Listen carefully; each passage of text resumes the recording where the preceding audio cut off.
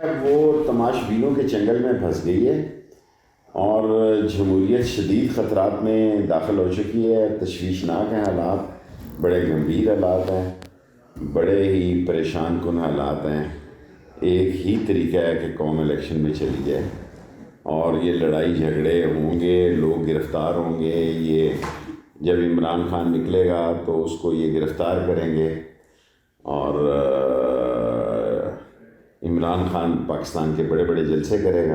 یہ میری اسیسمنٹ ہے کہ عمران خان کو یہ گرفتار کریں گے. یہ برداشت نہیں کریں گے کہ عمران خان یہ فیصلہ قوم نے کرے، اور غیر ملکی قوتیں بھی یہ نہیں چاہیں گی کہ عمران خان سارے ملک میں ایک فضا بنا دے ان کے خلاف.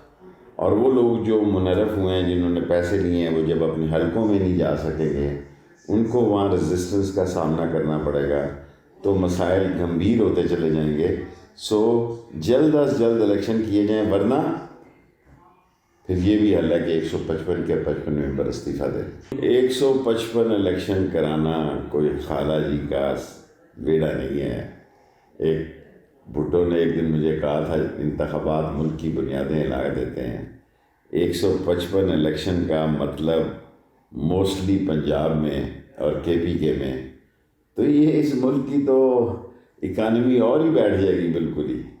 سو دو ہی حل ہے، یا الیکشن یا پی ٹی آئی استعفے دے کے اور نئے الیکشن کا مطالبہ کرے. عمران خان نے کہا کہ انہوں نے ایک سجیشن دی ہے، ادارے بالآخر ایک پارٹی تو نہیں، ساری پارٹیوں کو راضی کریں گے کہ آپ الیکشن میں جائیں. اداروں کو کرنا پڑے گا کیونکہ اداروں کی کمٹمنٹ پاکستان کے ساتھ. شیخ رشید کی گفتگو آپ نے